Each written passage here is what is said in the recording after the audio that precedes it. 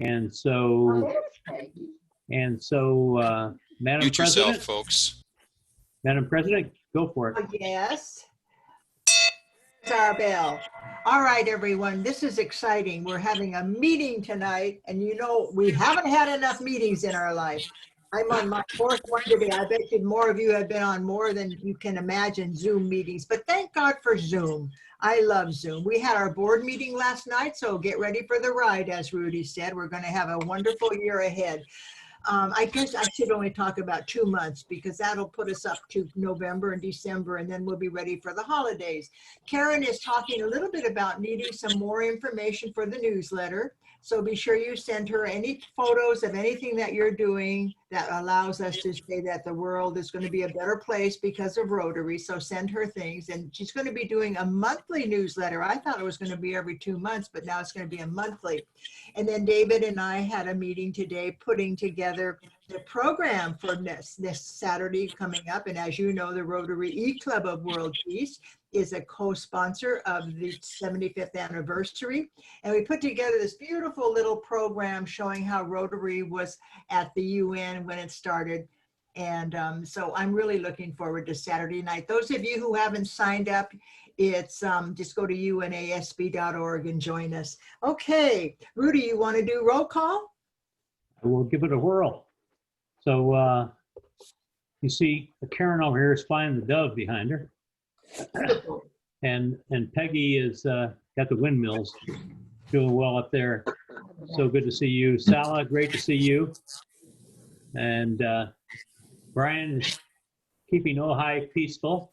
Derek, are you in the desert or are you up north? He's on mute. I'm here in the desert. Okay, great. I got back Sunday night. Okay, Marcia, great to see you. Thank you. Andrea, are you up in the mountains or are you in Arizona? Arizona right now, going to the mountain. Okay, we're supposed to have a chance of snow Sunday night, so Wow. you might want to stay in Arizona. Mark, good to see you. I may change my mind. There you go. And thank you very much for the support last night. And Philip, Hey, Rudy. hey, good to see you, Philip. Good to see you and everyone. He's Hey there. keeping things good up in Petaluma. Yeah. Mark, we appreciate you being on with us in dark 4:30 in the morning. Yeah, it's definitely the middle of the night. It's 4:30 and I'm doubling up here. The Dodgers are 2-0 now. Oh yeah, he's Bellinger watching just the got a home Dodgers run. game at 4:30 in the morning in Israel. So good job. Exactly. Exactly. It's all good. And last night the board approved us to be an international a partner with a Rotary Club in India, working on a vision project over there. And Mark and Chantel are helping take a lead on that. So Mark, thank you for bringing that to us. And thank you for your support. It'll be a great project. It's all good. Tim, good to see you. Denise is hunkered down in Twin Peaks up here. Julie, great to have you with us. And David Wicks up north. We never miss it. There you go. And Anya, you're our newest member here, and you've been part of Sharon's team going to Russia, and you are from Russia, so welcome. Thank you. We look forward to great things forward with you. Me Welcome too. addition to our club. This is super. Sharon, great to see you. Be here. And Jack is healing up from, he tried to do a stunt ride on his bicycle and it didn't work. So he broke his arm and messed himself up, and he's finally out of the hospital. I guess he's home now doing some rehab, but I'm glad you're up and moving a little bit, Jack. That's good stuff. No, Is it's that a great. three-wheeler, Jack? I went to work. No, I went for 6 foot. They said 6 feet in the air before I landed. But now that I'm out of the hospital and off the crazy drugs they gave me, when I say things are off the wall, I can't blame it on the drugs. That's all good. Great to see you're mending up. So that's good stuff. Thank you. Yeah, good, good Yippee. stuff. Greg, great to see you. And I mentioned Dan Goodrich. He's our governor-elect here in District 5330. And he's going to be governor when David is our club president here. So welcome aboard with us. Mary Jo, how are you tonight? I'm fine, thanks. Good to see you. Great to see you. Lucy is working on keeping our youth in our club here, but she's working with David on our PR campaign and has an Instagram site up. So if you go to Rotary E Club of World Peace on Instagram, make sure if you have an Instagram account, you like that and link to that, please. And give Lucy any information you need to post up there. And also, since she's a new lawyer, if you need help getting a bail bond or getting out of jail, she can help you with that kind of stuff. All good. No, she says that's not enough. She's busy enough. So Ann Lee, we'll get to Ann Lee in a moment, and we're great to have her as a speaker. Adam, great to have you back with us. I understand you just moved. That's right. Coming to you from Minneapolis, where we have 6 inches of snow on the ground. We love your email, Adam. Thank you for bringing us up to date. Yeah, My pleasure. Thank you both. Better you than us there. So that's good stuff. Terry, she's in the hotter desert here. Ann's got some snow too. Yeah, You had 4 inches, right? 4 inches on bare leaves. Oh, there you go. I think I mentioned Tim. Dennis, he doesn't have any snow in Connecticut, but he's a Connecticut Yankee hanging in there, so it's all good. Marilyn, great to see you tonight. Super stuff. Arthur, great to see you. And yeah, we've got Jonathan Granoff as our UN Day speaker tomorrow morning, 10 a.m. Pacific. He's head of the World Security Institute and an incredible speaker, very knowledgeable on the UN, nuclear war, and prevention. So join us tomorrow, 10 a.m. I'll put something in the chat about it. Put your Zoom in the chat. I want to come up put with that in the chat. Catherine, great to see you. And Tomorrowland down under. Arthur and tomorrow. Yeah. Chantel, great to have you on with us. Good. Thanks, Rudy. She's got the youngest member in the room over there with her, I think 3 years old. Hunkering behind her there. So it's all good stuff. And I think Tom Snyder's joining us here. So welcome everybody.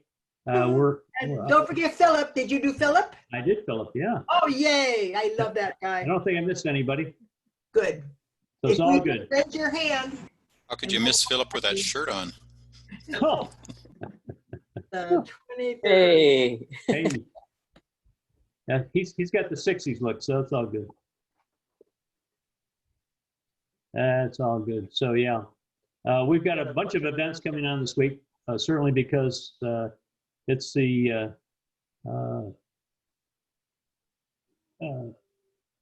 75th anniversary? 75th anniversary of the UN, but it's also World Polio Day, the same day. Right. And so, so it's certainly an important and busy time of the year. And I know we have several meetings coming up that people are going to be joining to celebrate the 75th anniversary of the UN, and certainly Rotary's involvement in that. But also, we're going to learn more tonight about our polio eradication efforts and why it's important we stay on track with this and make sure that we finish the job. So I think we're about ready for the speaker. So Peggy, would you introduce our speaker tonight? I would be happy to, and I am so glad that Ann Lee Hussey has been able to join us this evening because she has made the eradication of polio and the alleviation of suffering by polio survivors her life's work. She's one of our most committed volunteers. She has participated in at least 30 national immunization days. She's led 26 of them and organized them. And what really awes me about Ann Lee is she focuses on places that most Westerners never go. Seems like every time I go to Africa, I walk into a room and there is Ann Lee. And the last time was in Kenya, where she took a picture of me kissing a giraffe. But I digress. She is, she's determined that no child will needlessly suffer what she herself as a polio survivor has been through. She's a member of the Rotary Club of Portland Sunrise in Maine and has served District 7780 in many capacities, including being their district governor in 2010 and 2011. Her work has earned her Rotary's International Service Award for a Polio-Free World, the Rotary Service Above Self Award, and she was honored as a White House Champion of Change for her humanitarianism and contributions to public service. There is so much more I could say about her, but instead I will let her say it. I just want to say that she's a remarkable speaker. She's been featured at several Rotary conventions, and I am so pleased that she can be here with us this evening. Ann-Lee? Thank you, Peggy. I appreciate that. You know, there's only one other person who says that about me, and as far as walking into a room in Africa, and that is Bob Scott. And I'll never forget, I was in a Rotary meeting in Chad, of all places, not many people go there, and he walked in and did the same thing. He's like, I can't believe you're here. So you never know. That's all I can say. You just never know. Well, thank you for inviting me. It's really a pleasure to be with all of you this evening. I really appreciate the opportunity to share a bit with you. And I'm going to share a little bit about my story as a polio survivor, because that's part of my polio history. And I want to do a little bit of a comparison between COVID and polio tonight, just for informational reasons and helping us all to understand what's going on, not only today, but what's happened with our polio program before. So it's for certain that we are living in an uncertain time with COVID-19. And first and foremost, I wish for all of you and your families to remain safe and healthy. The current coronavirus outbreak is reminiscent of the polio outbreaks that occurred across North America years ago, and how soon some of us forget, perhaps because so many of us were too young to recall. But the current outbreak made me think about the polio epidemics of the 30s, 40s, and 50s, when people lived in fear of the polio virus as it spread through towns and cities across the United States and Canada. Children and adults were at risk, yes, right, even where you're living now, and I know you're from a lot of different places, but polio was everywhere.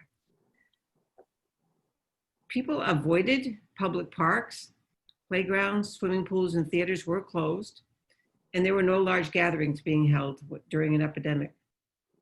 And those parents who could afford to used to bundle up their children and leave the cities in hopes that more rural areas would offer them protection from the virus. Unfortunately, that did not always work, and it actually helped to spread the polio virus to the more rural regions.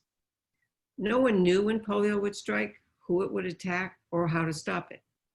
And in reality, they didn't really know how to treat the crippling effects of polio. They learned as they went. Some families were spared, others lost family members, and many had multiple family members affected, both children and parents. I don't recall this personally, but I know my parents felt the fear. And in the end, polio attacked one of their children, and that was me. During the outbreak of 1955, Boston, Massachusetts was the center of one of the worst epidemics ever on the East Coast. Hospitals were overflowing. Sidewalks and streets were full of vehicles bringing in polio victims. Triage was taking place on the sidewalks as best they could. Many people died. Doctors were actually seen on the sidewalks at night with flashlights. Social distancing, physical distancing was a very real thing, and homes were quarantined. It was a challenging time. But fortunately, a vaccine that had already been in the works came out the same year, and it started to halt the polio outbreaks across the United States. Unfortunately, within a few weeks of the Salk vaccine announcement in April of '55, there was a bad vaccine batch from a lab in California that was found to have actually caused polio.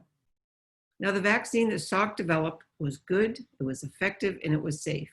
But this one lab made a critical mistake in their manufacturing. And the US government immediately suspended polio campaigns that had been ongoing for several weeks. As a result, in the summer of 1955, one of the hottest summers on record with temperatures exceeding 100 in Boston, Boston suffered its worst polio epidemic in its history. And before the year 1955 came to a close, 28,985 children and adults in the United States would contract polio, and I was one of them. Just 3 months after the vaccine announcement, my journey with polio began at the tender age of 17 months in South Berwick, Maine, where I live today. I am the youngest of 5 children and the only child obviously affected. I spent several months in the hospital, initially paralyzed from the waist down. Much of the paralysis disappeared as the fever broke, but it left behind damaged nerves that resulted in weak and useless muscles. And when I returned home from the hospital, it was my mom who massaged and moved my legs every 3 hours, determined to have her baby girl walk. I owe so much to my mother, and in many ways, I am who I am today because of her. Now, today, I am able to walk with limitations, and although I have residual damage in both legs with daily post-polio challenges to face, I am definitely extremely fortunate. You see, when I contracted polio, it was also a time when local newspapers would list the names of folks who were sick. My illness was in the Portland, Maine paper, and a Mrs. Woodbury of Brunswick read about me. She promptly sat down and wrote a letter to my mother, and thus began a long relationship between the two, with me as the main topic. And when I was old enough, I also began to write her letters. And when arthritis crippled her hands, Mrs. Woodbury pecked out her letters on an old typewriter. Every time I was in the hospital, I received a postcard daily from Mrs. Woodbury. And on every holiday, whatever the occasion, as well as on my birthday, she sent me a card. And in those cards, she always tucked $2. And that may not sound like a lot of money today, but I remember the first time I visited Mrs. Woodbury at her home. She and her husband lived simply and were not wealthy, not monetary-wise. But Mrs. Woodbury was rich in heart. You see, Mrs. Woodbury continued to send me cards for 35 years until her death. She is my best example of what living in Maine is all about. But she's also my best example of how people everywhere, people and communities pull together to offer support, even when separated by many miles. Mrs. Woodbury taught me the meaning of giving, and more importantly, the art of receiving. And unbeknownst to both of us, she helped to lay the foundation for me to join Rotary. So never underestimate the impact that you may have on one individual's life through an act of kindness. Because an ordinary life can be extraordinary, and that magic can be found in the everyday. And so now you have a couple of the reasons why I became so deeply involved with Rotary and with polio eradication. As I said, we are in frightening times as the coronavirus spreads in ways reminiscent of poliomyelitis.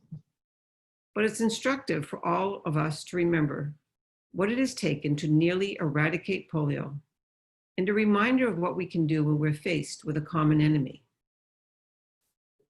Here's some comparisons between the two diseases. Both COVID-19 and polio are caused by a virus, an invisible enemy. Both are spread through silent carriers. People are infected, but showing no symptoms. We weren't sure how to treat COVID when it appeared, and we certainly learned a lot as we've gone along, especially since March. COVID-19 appears to attack mostly the respiratory system, but we now know that the blood system is involved and also neurological issues are common. COVID enters the lungs through airborne particles. Polio can also be transmitted via droplets from a sneeze and saliva, but it's primarily through the gastrointestinal tract in food and water that's contaminated by feces. We think of polio primarily as attacking children, but in our early epidemics, adults were also affected. And today we know that polio attacks primarily children 2 years old and younger. COVID-19 seems to have an affinity for older adults, but as time goes on, we see that all ages are affected. Isolation in hospitals was common during polio outbreaks. Some polios spent years away from their families, similar to the isolation we see today. Both diseases created fear, fear of the unknown. With COVID, we still don't know all that we don't know. And it's not just one person. Polio had an effect on the entire family, even if all did not contract it. And COVID is a bit similar. There's anxiety and fear felt by all family members, plus in some cases, extreme loss. COVID-19 appears to be more deadly than polio, although there were many with bulbar polio who died, but most polios had their limbs affected, primarily lower limbs, although upper extremities and the spine can also be affected. Time will tell the toll that COVID takes on the survivors. I fear there will be repercussions, damage to lungs, and possibly other things. Just as polio has after effects known as post-polio syndrome, it is expected that it will take time to learn what effects COVID will have on one's body even after a mild infection. Healthcare workers will no doubt struggle with this disease after the worst of the crisis has passed. There are some who compare the ventilators of today to the iron lungs of times gone by. But we need to realize that the two diseases are different and that COVID attacks the lungs, they fill with mucus, whereas polio attacks the nervous system, which ultimately paralyzes muscles. So although at first glance you may think the lungs were affected, that is not a direct effect. With polio, the diaphragm was paralyzed, the diaphragm being a muscle. So the iron lung worked in place of that, forcing air into and out of the lungs. In addition to causing paralysis, the polio virus also disrupted brainstem control centers for swallowing, breathing, heart rate, and blood pressure. It has been shown today with COVID that too much pressure exerted on the lungs via a ventilator is not good. And here's an interesting piece of trivia. The first ventilator was created as a result of a polio epidemic in Denmark in 1952. Both viruses spread rapidly in dense populations. People in heavily populated cities and slums are more at risk than those in remote areas.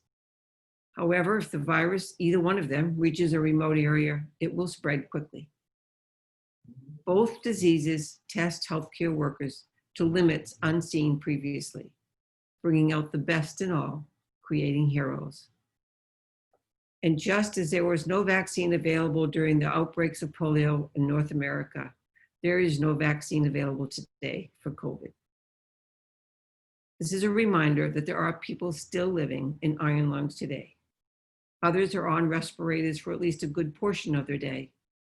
And the majority of survivors suffer further muscle weakness, requiring them to need wheelchairs, braces, crutches, and other mobility aids.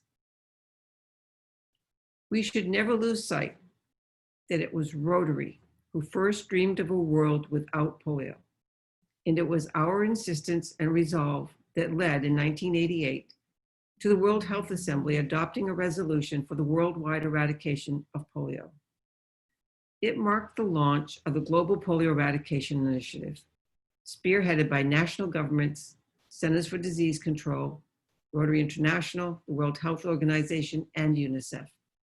And we are grateful that the Bill and Melinda Gates Foundation joined us, and most recently, Gavi, the Vaccine Alliance, has become a partner. As the organization that first envisioned a polio-free world, Rotary remains at the center of the fight to eradicate polio. And we should all be proud of the work we've accomplished and of Rotary's commitment to the pursuit of a polio-free world. Because of Rotary, I am a proud active player in the eradication efforts. I am helping to make history. Just think about it.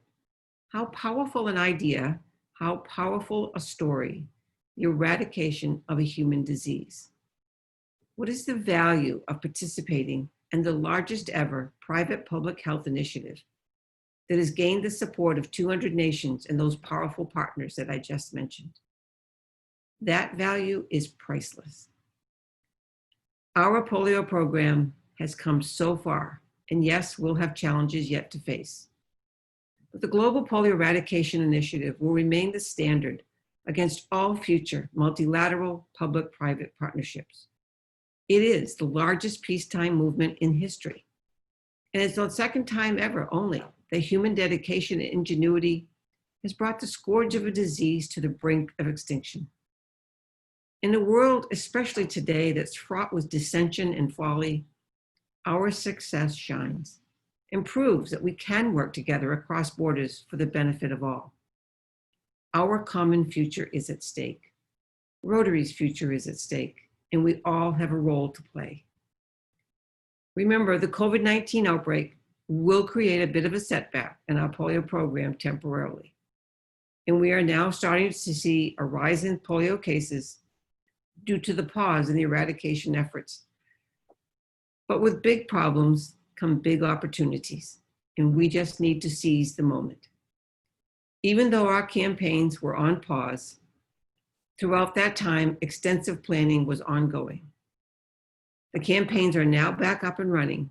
They have been intensified and broad in our attempt to reach every child 5 and under, not only with polio drops, but it is for certain that some of these campaigns will be including measles, diphtheria vaccinations, and other ones, for we will no doubt see a resurgence of vaccine-preventable diseases, especially throughout Africa and parts of Southeast Asia.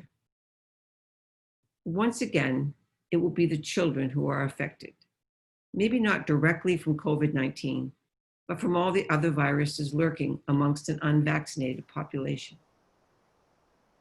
We have made incredible progress, and we're optimistic that we will succeed in this effort. But you know, eradicating a disease is hard work, and getting to 0 cases requires sufficient funding, innovative strategies, perseverance, and the commitment of every single Rotary member. Your personal contributions and those from your club are needed now more than ever. Good stories do make our history, and it is vital for generations of any age to learn of the disease that has shaped human history for centuries. I urge each of you to tell Rotary's story. Be the best Rotary polio advocate that you can possibly be. And as the story of polio continues to be written, make sure you are a part of it. You don't have to do what I do, but whether it be through a personal contribution, fundraising, advocacy, telling our story, you should be part of this history. As a person with polio, I remain committed to our cause, and I'm asking each of you to stay committed with me. Every step I take is my reminder why we must eradicate polio. Every child you know, every child you see should be your reminder. As Albert Sabin, the creator of the oral polio vaccine, indicated, the true luster is to be found not in setting the goal, but in having the courage to take every step to achieve that goal. So please walk these final footsteps with me. Crossing that finish line will take continued vision and continued perseverance. But it's also going to take the heart of many Mrs. Woodburys to be there for that final step. Thank you for listening. Ann Lee, thank you for sharing your story and all the work that you continue to do. And we're going to open up for some questions here, but appreciate your efforts out there. One thing in our zone 2627 out here on the West Coast, they've started something called the Polio Plus Society. For each person that gives $100 to Polio Plus and the contribution, they'll get a pin and a certificate putting them in that society. Or is that spreading across the country, or? That's been done before in many places. My own district had it years ago, and it's not a bad thing to start up again. So I have seen that around, comes and goes. It's a good thing to do. You know, if every Rotarian only donated $10 to polio, it would be an amazing contribution, and we get over this funding gap for sure. When you stop to think how few Rotarians actually give to polio eradication, it's unfortunate. So I think that my mantra right now is let's everyone give $20.20 for 2020. It's been such a remarkable year. It's the least we can do. And Absolutely. Lee, there was a program in the 50s, and it was the March of Dimes, and children were collecting dimes and sending them in. So the dollar factor today is sort of relevant to what you're saying for the March of Dimes. And my cousin in Oxnard, California, Michael Dowd, came down with polio, and he was allergic to the vaccine, and he lost the use of his left arm.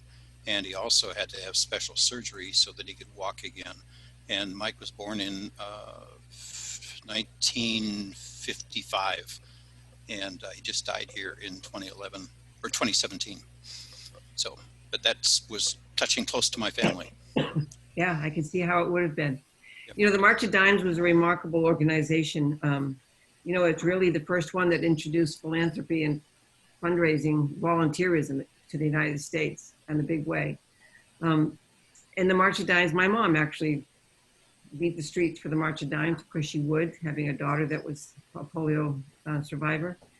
But one thing that a lot of people don't realize that the March of Dimes, in addition to funding the research to create our polio vaccines, both of them, it also helped polio survivors. And they were instrumental in helping to pay for my surgeries when I was a child because my family never could have afforded it. So, have you seen the video with Lucille Ball and Desi Arnaz and their children?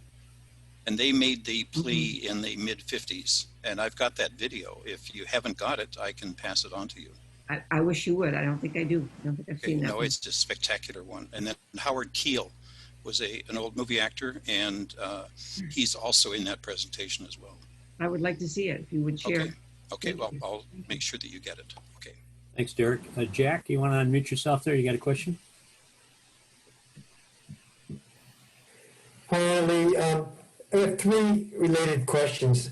The first is, how many active cases of polio are there? The second question is, if a country is polio-free, do the children still need the inoculations? And three, the money that you have raised and are raising, what is it being used for? Because when I talk to some people about it, they say, well, it's almost eradicated in all but 2 countries. And so why would they need so much money? So that would be helpful in terms of my advocacy, to have answers to those questions. Okay, I don't have, and I should have, the exact number of cases right now, but I think it's around 125 at the current time. But that's an easy number to find. As I said, we're seeing a bit of a surge, especially in Pakistan, and Pakistan really is our focus, because if we can eradicate polio in Pakistan, Afghanistan will follow because they import cases over there. We have to still vaccinate everywhere. I mean, even here in the United States, we still vaccinate children. There are children being born every day. And so even in these countries that are like the African continent was just declared polio free from the wild polio virus, we still have to vaccinate because we don't want it to come back. And as long as wild polio virus still exists anywhere in the world, every country runs the risk of having it introduced if every child is not vaccinated. Okay, does that help you with that? I mean, even here in the United States, when we get into the anti-vaxxers, it gets challenging and frustrating because it puts all those children, they become vulnerable. The viruses are opportunistic. Yeah, you know, your answers were terrific in terms of my understanding and when I talk to other people about it. So I'll be contributing tomorrow. So thank you very much. Thanks, Jack. We Thanks. also have to, we have to continue to immunize over 450 million children all the time, every year. So, Yeah, thanks, Jack, for that. And I encourage everybody in our club here to make your donations to Polio Plus campaign. That's very important to finish the job. Ann Lee, I know when I was growing up, We had Oh, I have a question. kids in our area in Iron Lungs, and you mentioned there are still folks in Iron Lungs today, and it's still with us if we don't finish the job. We're one plane ride away from bringing it back to the U.S. Absolutely. Sally, you have a question? Unmute yourself. To get myself unmuted. There you go. I am on the board of directors of Rotarian Malaria Partners. And one of the very important pieces of trying to eradicate malaria is having community health workers in each community talking to people about why it's important to be treated and so forth. Are there community health workers involved in your initiatives? Absolutely. And I will guarantee you that the community health workers that you're using for malaria have no doubt been originally polio workers. That's part of the infrastructure of our program, is that social mobilization, you talk about that, that's just getting community members involved. And they're more effective. We have discovered that if we can have women from that community go and talk to families about the reasons to vaccinate, and like for malaria treatment as well, to even seek out treatment, to go see the doctor, that they'll take that information from someone that they know and they trust from their own community, and it's been effective. I also wanted to just say one more thing. Jack brought up that question of what the money's spent for, and a lot of our funds go to surveillance, and surveillance is going to be key in keeping the countries that are polio-free to let them remain polio-free, and so we have to continue that. That's going to be just as important as vaccinating as we move forward, and that's where some of our funding is going. And then back to your malaria. I'm a strong proponent. I got malaria in Nigeria a couple years ago. Thought I was going to die. I mean, I really thought I was going to die. That's a bad disease, and It kills 400,000 people in Africa a year. Yep. Oh, I know. It's amazing. Anne, we used our network for polio eradication, I think, in working on Ebola, and I think we'll probably use it forward on COVID-19. Is that correct? Absolutely. We did use it for Ebola. That's what kept Ebola from spreading in Nigeria, because it was so effective. And yes, when we paused the program, the polio program, our workers we repurposed them to use it for COVID. Like in Pakistan, they have these phone centers where people can call in and learn about polio. They were overwhelmed with number of phone calls that were becoming people wanting to know about COVID-19, what they could do to protect themselves. And, our polio workers were out training people to understand, the importance of wearing masks, the importance of hand washing techniques.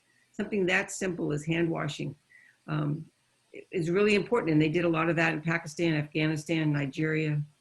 So yes, our polio workers have been hard at work. They weren't just sitting around waiting. Right. I think you might also mention that we not only do immunizations, but we're also pulling environmental samples to know where the wild virus is. Yep, and that same surveillance system was also used to track COVID. It's still now being used to track COVID. So it's an amazing infrastructure. People just don't realize how immense the logistics behind our program. It's simply amazing what we can do. We And that's appreciate something that will last, moving forward, even when polio's gone. Absolutely. There'll be another disease after that. There's another question out there for Ann Lee. Andrea, unmute yourself. On it. Just a secondary and to Ann's comment. When I was on her tour for polio, the WHO World Health Organization person talking to us said, Missouri is going to be remembered not for eliminating polio, but for the system it put together, because this is what is major. And she just said that, and we've seen it twice now. So Rotary is major. Yep, public health is huge. And the more we can strengthen public health systems, the better off we're all going to be. Jack, you got your hand up again? You might unmute yourself, so I don't have to lip read here. Okay. Anyway, in Pakistan and Afghanistan, are the governments there supportive of the polio efforts, or are there groups that are barriers to the eradication of polio? The governments there are very much on board. There was a time last year when they were a little lax. You know, Pakistan especially took their eye off the ball, but right now they are strong supporters and are working hard. Yes. There is a small group of people, the Pashtun community in Pakistan, that shows some resistance, and that's where most of the cases are coming from right now. But it's not insurmountable. We've worked with refusals before in other countries, and we can do it there too. The Taliban is also one of the worst enemies when it comes to encountering or overcoming disease. They undermine the government. Yeah. Well, you know, yes, terrorist groups of any kind. I mean, we had Boko Haram in Nigeria, so it's not impossible, but it is challenging. But Afghanistan itself is a challenging spot just because of the terrain and the mountainous regions and the remote areas. But as I said, if we can eliminate polio from Pakistan, Afghanistan will be much easier. I see David Wick has had his hand up 100 times there. Yeah, David, go ahead. I'm sorry, David. Well, you've been counting. That's just in terms of the anti-vaxxer issue. In Southern Oregon, there are a lot of anti-vaxxer people, and for a whole variety of reasons. But it seems that with polio, isn't that kind of like a proven issue that, you know, the vaccine has indeed stopped, you know, this kind of, you know, terrible disease, or is it a fight that just continues to having to be waged in education, or how do you really deal with that? Because it affects so many other types of vaccines. Are you asking about that in regards to our country? How you deal with that? I mean, the anti-vaxxer flux in our society. That's a tough one. I'll tell you, I've done a lot of work locally in my own state, you know, help trying to get laws passed for the schools to be mandatory for vaccine. And anti-vaxxers don't want to listen to facts. They don't want to listen to science. And so it's pretty frustrating. But my basic answer to them is that they are selfish. They are individuals who have benefited from vaccines, who have remained healthy from these diseases because of vaccines, and now they want to deny them to their own children just because they don't see it anymore.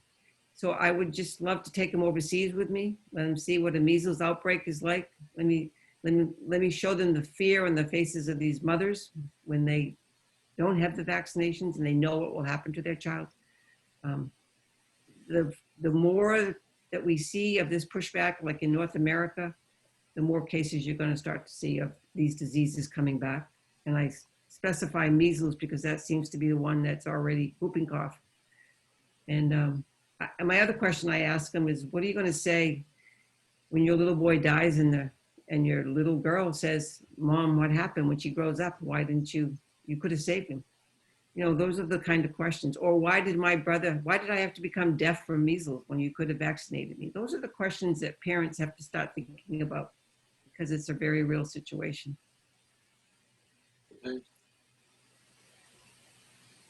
Yeah,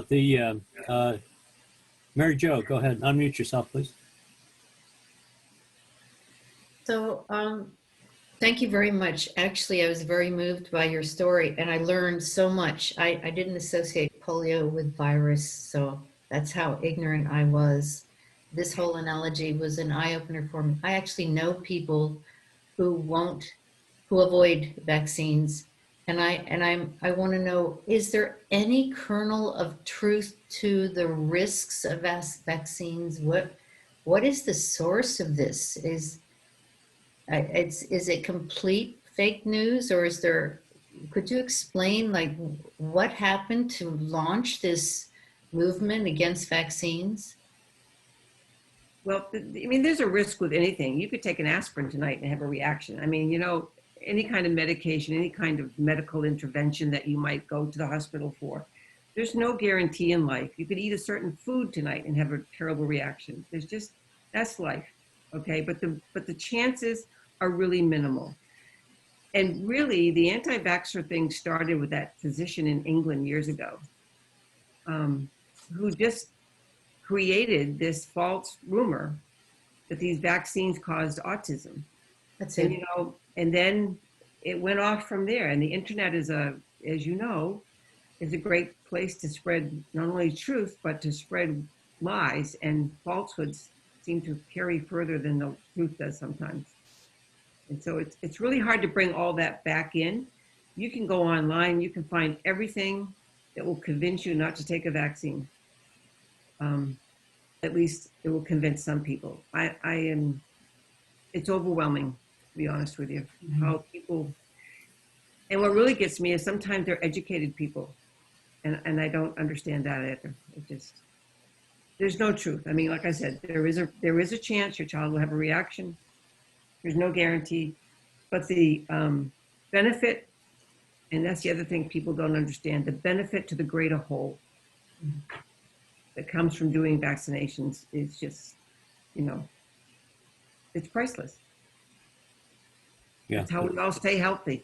Yeah. The benefit outweighs the risk. Yeah, definitely outweighs the risk. Yeah. Dan Goodrich, our governor-elect here, you got any comments? You can unmute yourself there.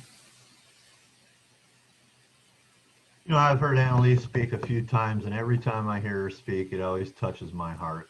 I've seen you speak in different conferences and Zone, and your story is amazing. Anybody that has never heard you talk, your full speech at Zone last year was very moving. A little bit longer than the one you gave tonight, but yes. Our fight for polio and the Rotary Foundation has made huge strides, and we always say we're just this close, and we're always continuing to strive for that last few.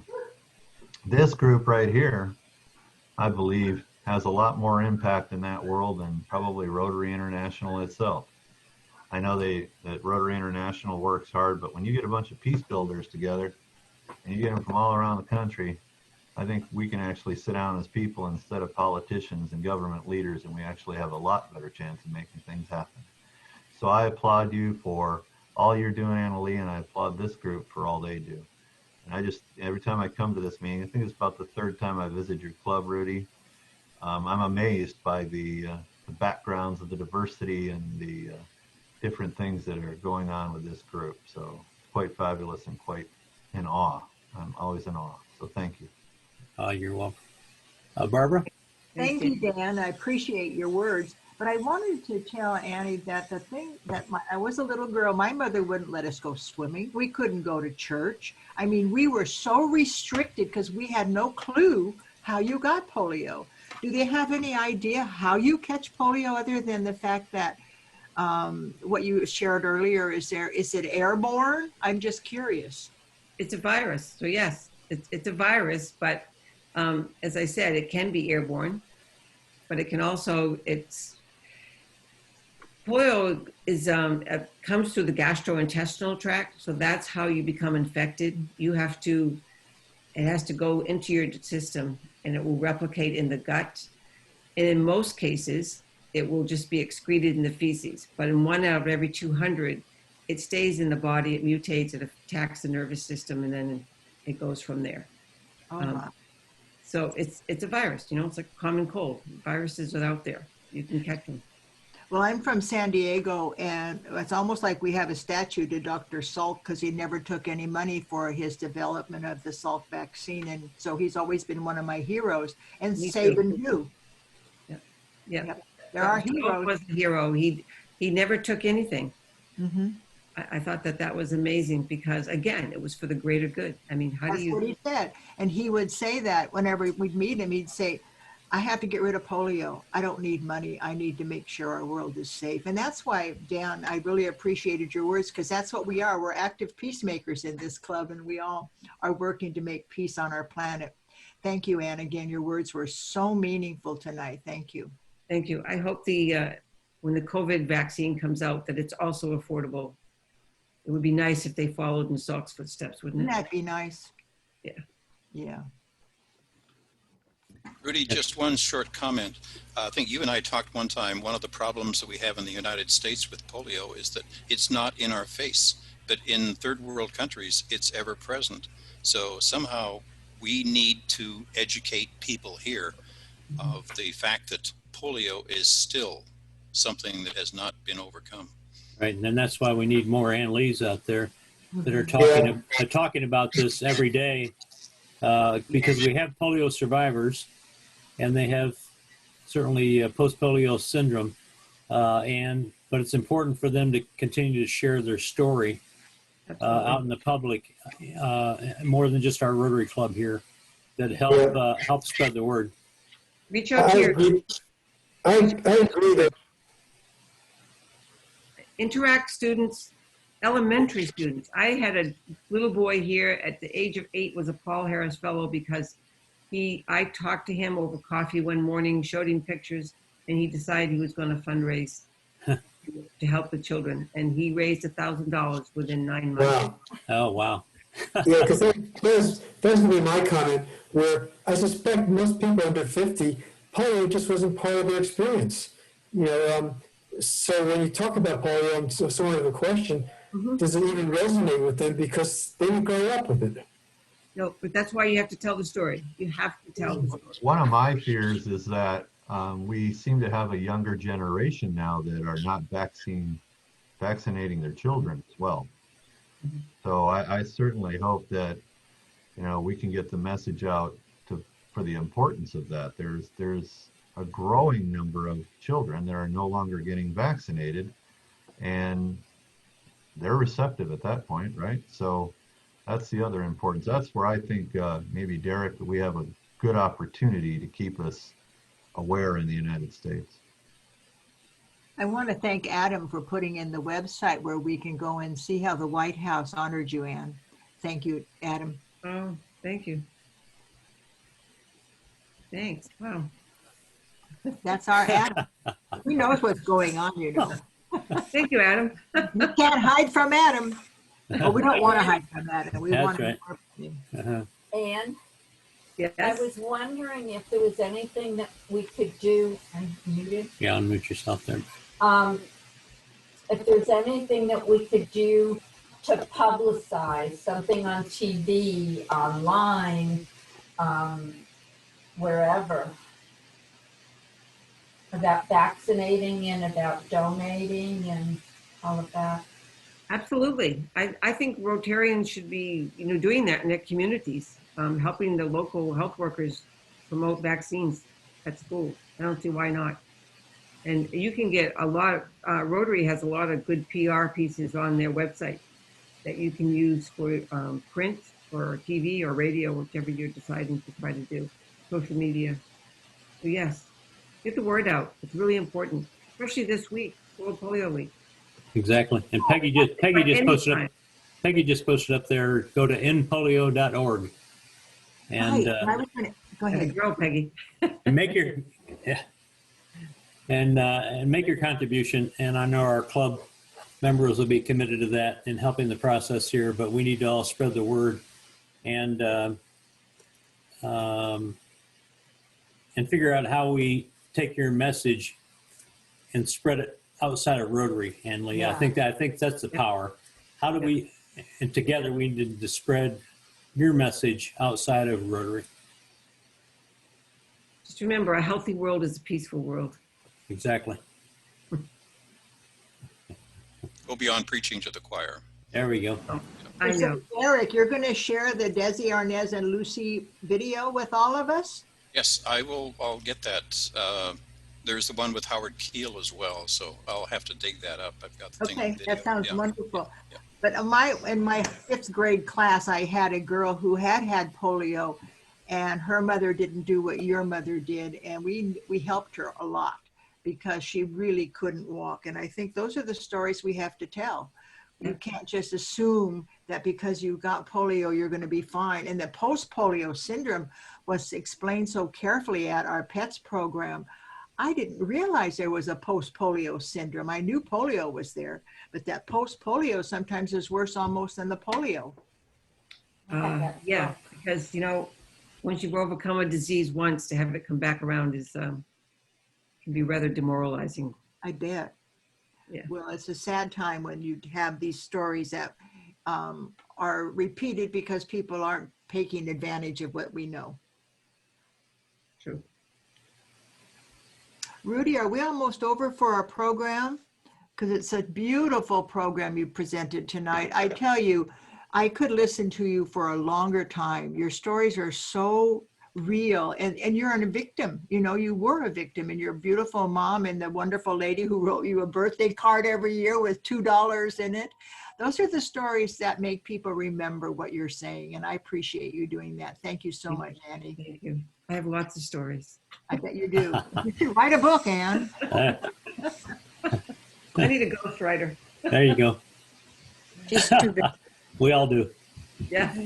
That's Thank you why all we for having have, me. what is that called on our iPhone? We can dictate our stories now. There you- Yeah. Hey, everybody, I just looked it up online, and you can pull it up if you go into Howard Keel, March of Dimes. And there's 1952 March of Dimes, a video, and it's showing the kids with iron lungs and with braces. So it's Thank readily you. available, but I'll research it all. That's great. And Thank Catherine Grayson, I think she was an old actress or something. There's a video on her as well. So it's amazing what you can find when you just rattle the cage. Did you know that Elvis got the polio vaccine shot on TV? Yes. And that's something we should do more now. I mean, why don't we have campaigns for vaccines and enlist all these celebrities? That's what we did back when we had polio. We enlisted the celebrities to do it all. We need to do that again. I'll bet you see it when the COVID comes out. Yes.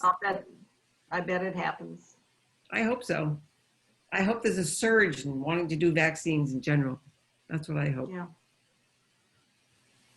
Definitely. Adam, is Oxfam involved in any of this?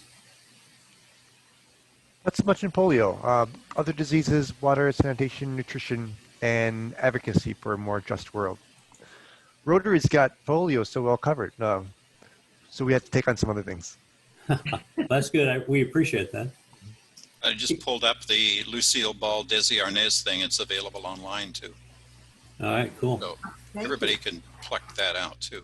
Yeah. Eric, thanks for reminding us about the March of Dimes. That was so powerful during this payday. Oh, yeah. We all marched. Yep. We did that.